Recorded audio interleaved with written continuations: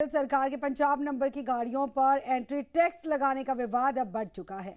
निहंग संगठनों ने इस टैक्स के बदले हिमाचल नंबर की गाड़ियों से खालसा टैक्स वसूलने का ऐलान किया है और ये कदम हिमाचल सरकार की नींद से जगाने के लिए उठाया गया। उन्होंने चेतावनी दी है कि यदि इसके बाद भी एंट्री टैक्स को वापस लिए जाने पर कोई फैसला नहीं हुआ तो इस आंदोलन को और ज्यादा तेज कर दिया जाएगा। इसी के साथ ये भी ऐलान कर दिया गया कि जब तक हिमाचल टैक्स बंद नहीं हुआ तब तक खालसा टैक्स जारी रहेगा।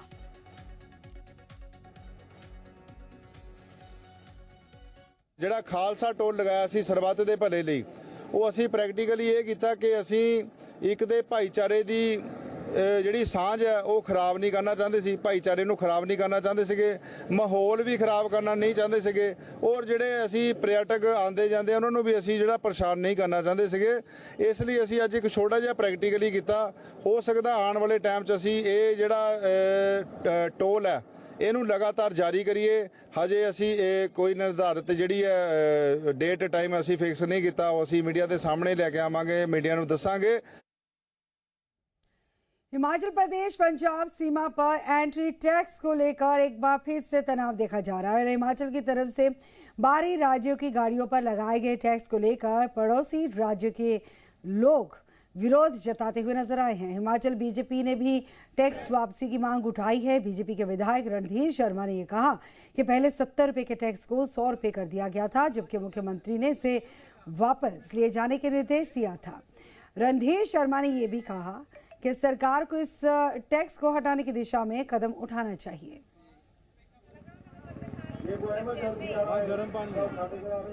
वहाँ पर प्रदर्शन जरूर हुए हैं कि हिमाचल प्रदेश द्वारा लिया जा रहा एंट्री टैक्स बंद किया जाना चाहिए और इसके कारण पंजाब के लोगों में, अन्य राज्यों की जनता में भारी रोष है। इसलिए भारतीय जनता पार्टी हिमाचल प्रदेश के माननीय मुख्यमंत्री जी से निवेदन करती है कि वो इस निर्णय पर पुनर्विचार करे। जो एंट्री टैक्स की बढ़ोतरी की गई है उसको वापस लिया जाए और पर्यटकों के लिए हो सके तो ये एंट्री टैक्स समाप्त किया जाना चाहिए ताकि हिमाचल प्रदेश में पर्यटन को बढ़ावा मिल सके, पर्यटक ज़्यादा से ज़्यादा आए ताकि हिमाचल प्रदेश में रोजगार भी बढ़े और हमें हिमाचल प्रदेश की आर्थिक स्थिति भी मजबूत हो। ये जो डिसीजन, ये जो सरकारें लगा रही हैं, एंट्री टैक्स जो सरकारें ले रही है, इसमें आम लोगों का कोई भी कसूर नहीं है। हम भी जो टैक्सी ऑपरेटर हैं या कोई पंचर लगाने वाला है या कोई ढाबे वाला है, हमारा मई जून के ऊपर ही हमारा पूरा सीजन डेवलप होता है। पूरे 12 महीने का हमें सिस्टम सही करके चलना पड़ता है। मई जून ही हमें आगे 12 महीने तक सरवाइव करने की ताकत देता है। हम भी आप जैसे लोग हैं, हमारा कोई कसूर नहीं है इसमें, हम कोई उल्टा टैक्स नहीं ले रहे हैं, ये टैक्स ले रही है सरकारें। हम आपके साथ कंधे से कंधा मिलाकर खड़े हैं। आप जहां बोलेंगे हम धरना देंगे, जहां बोलेंगे हम आपके साथ खड़े होंगे। शिमला का रुख करेंगे, जहां पर वकीलों के चक्काजाम को लेकर मुख्यमंत्री के प्रधान मीडिया सलाहकार नरेश चौहान ने एक बड़ी प्रतिक्रिया जाहिर की है। उन्होंने कहा कि हड़ताल के चलते करीब 3 से 4 घंटे तक ट्रैफिक जाम रहा और इससे आम लोगों को भारी दिक्कतों का सामना करना पड़ा। नरेश चौहान ने यह कहा कि छोटा शिमला से शिली चौक तक की सड़क सील्ड रोड है और इसे पूरी तरह से ट्रैफिक के लिए खोलना उचित नहीं होगा। उन्होंने बताया कि परमिट मांगने वालों की संख्या लगातार बढ़ रही है।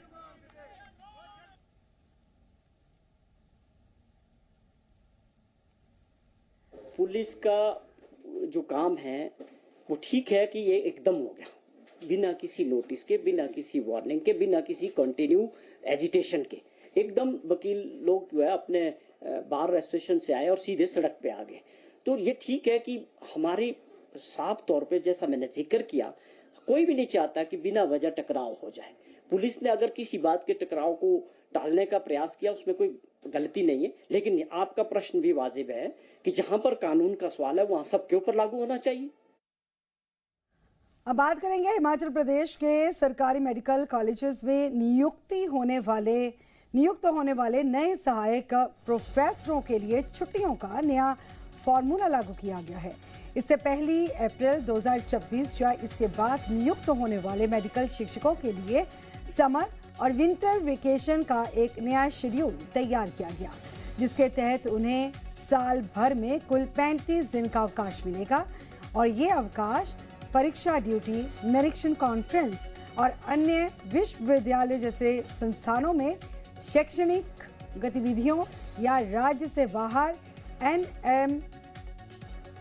एनएमसी DCI निरीक्षकों के लिए किया जाएगा। और ये भी बता दें कि हालांकि सरकार ने ये स्पष्ट कर दिया है कि इसी दौरान होने वाले TA और DA और अन्य खर्चों का वहन राज्य सरकार नहीं करेगी।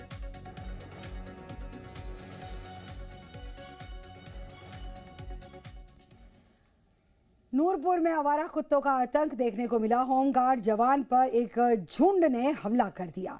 प्रशासन से कार्रवाई की अब मांग की गई है। तो फिलहाल तस्वीरें आप देख सकते हैं। ये तस्वीरें हैं नूरपुर से, तस्वीरें हैं जहां पर कुत्तों का आतंक देखने को मिला। जवान को चोटें आई हैं। कुत्तों के एक झुंड ने एक होमगार्ड के जवान पर हमला कर दिया। मॉनसून से पहले सियाज बाजार पर एक बड़ा खतरा जो है मंडराता हुआ नजर आया। साई डगर निर्माण की मांग तेज करते हुए स्थानीय लोगों का ये कहना है कि मंत्री विक्रमादित्य सिंह और जिला उपायुक्त ने मौके का निरीक्षण करने के बाद समस्या का समाधान नहीं किया और इससे लोगों में भारी रोष है। वे खुद को ठगा हुआ महसूस कर रहे हैं।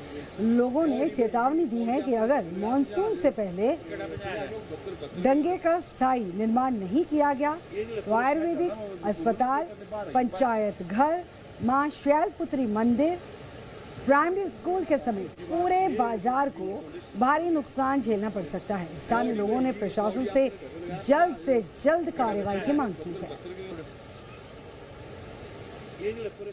बिलासपुर से नालागढ़, बद्दी और श्री नैना देवी मार्ग पर संचालित जो निजी बसें हैं उनके द्वारा निर्धारित रूट का पालन नहीं किए जाने और यात्रियों के साथ कथित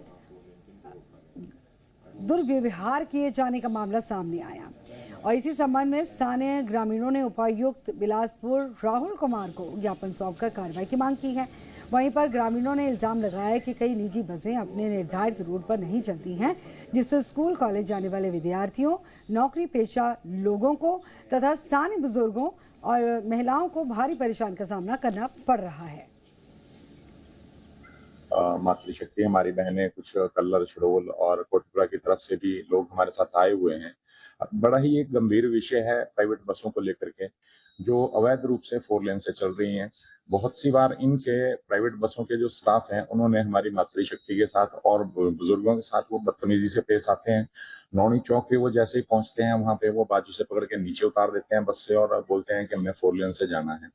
तो इसमें हमने कई बार जो है वो 1100 नंबर पे भी शिकायतें दी। काफी बार हम लोग शिकायतें कर चुके हैं और आगे के हमारे स्थानीय इलाकावासी भी बहुत बार शिकायत कर चुके हैं। आज हम जिलाधीश महोदय जी के पास आए हैं। इसमें हमने 7 दिन का टाइम दिया है कि अगर 7 दिन में वो आदेश नहीं करते हैं तो हम लोगों को मजबूरन एक तो क्रमिक अनशन पे बैठना पड़ेगा और हम लोग 4 लेन पे ही बैठेंगे।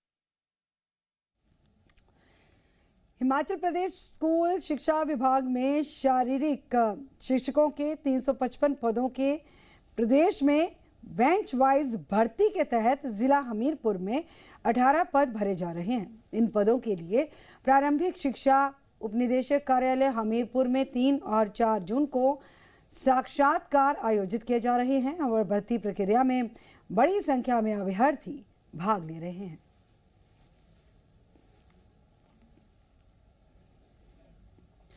राजधानी शिमला का रुख करेंगे, जहां पर लोग पहले से ही लंबे ट्रैफिक जैम से परेशान हैं। वहीं पर बलूगंज क्षेत्र में कांग्रेस के विधायक रणजीत राणा की गाड़ी के कारण यातायात बाधित होने का मामला सामने आया।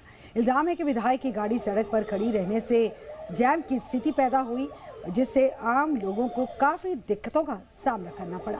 स्थानीय लोगों ने इसे सत्ता की हनक बताते हुए नाराज़गी व्यक्त की है।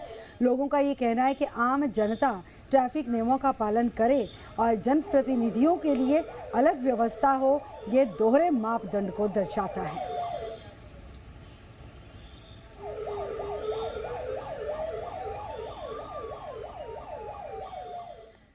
मौसम को लेकर एक बड़ा अपडेट है कि हिमाचल में 3 जून की रात से मौसम बदलेगा। 4 और 5 जून को बारिश और तेज हवाओं के आसार हैं।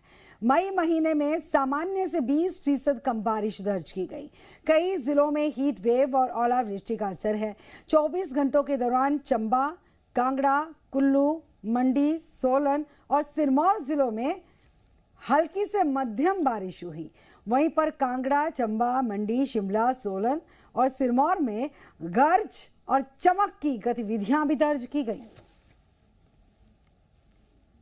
ये बारिश की एक्टिविटीज जो हिमाचल प्रदेश में हुई हैं पिछले लास्ट 24 आवर्स में, जिसकी वजह से जो हमारे डे टेम्परेचर्स हैं वो हायर, मुख्य रूप से निचले मैदानी इलाकों में हमारे 32 से 36 डिग्री सेंटीग्रेड के बीच में बने हुए रहे। जो एक पश्चिमी विक्षोभ आ रहा है उसका असर हमें 3 जून की रात से लेकर के 6 जून की दोपहर तक देखने को मिलता रहेगा। उसके बाद यानी कि 10 जून तक कोई सिग्निफिकेंट WD हिमाचल प्रदेश को प्रभावित नहीं करेगा। हालांकि हायर हिल्स में बादल जरूर छाए रहेंगे। कोई विशेष एक्टिविटीज 7 जून से लेकर के 10 जून तक हिमाचल प्रदेश में नहीं होगी।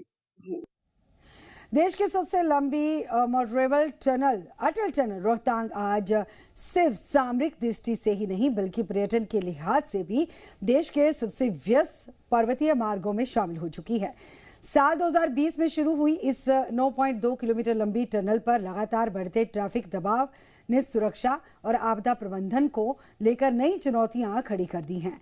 इन्हीं चुनौतियों के समाधान के लिए मनाली में कुल्लू और लाहौल स्पीति प्रशासन, BRO और पुलिस अधिकारियों की एक महत्वपूर्ण बैठक का प्रबंध किया गया। और इस बैठक में अटल टनल के भीतर ट्रैफिक जैम, आपातकालीन वाहनों की आवाजाही, सर्दियों में सड़क बहाली, शेल्टर हाउस, सार्वजनिक शौचालय और दोनों पोर्टल्स पर पर्याप्त पुलिस फोर्स की तैनाती जैसे मुद्दों पर विस्तार से चर्चा की गई। लाहौल स्पीति प्रशासन ने कहा है कि टनल में जैम लगने की स्थिति से पूरे जिले की कनेक्टिविटी प्रभावित हो जाती है और आपातकालीन सेवाएं भी बाधित होती हैं। अटल टनल की बढ़ती अहमियत को देखते हुए अब इसे सुरक्षित, सुचारू और हर मौसम में निर्बाध बनाए रखना प्रशासन की सबसे बड़ी चुनौती बन चुका है। कई मिनटों का समय देखिए, ये अटल टनल की एक सिक्योरिटी ऑडिट आज हमने की। Vehicles get piled up and it becomes a Herculean task for the administration to evacuate tourists and to clear the snow. The firstly, and secondly, there are, because this tunnel is of national importance and there is a lot of movement that takes place, we need to ensure that it continues to function as an all-weather tunnel the way it was envisaged. तो आज कई बिंदुओं पर हमने BRO के कुछ representatives के साथ हमने चर्चा की और निर्देश ये दिए हैं उनको कि वो सिनेरियोज डेवलप करें और हर सिनेरियो के लिए जो है एक SOP बनाएं ताकि एडमिनिस्ट्रेशन को भी और BRO को कुछ क्लियर कट हमारे डायरेक्शंस हों कि in any case of eventuality हमने रिएक्ट कैसे करना है। And we are trying to resolve this issue permanently so that smooth movement of public and armed forces can take place across the tunnel.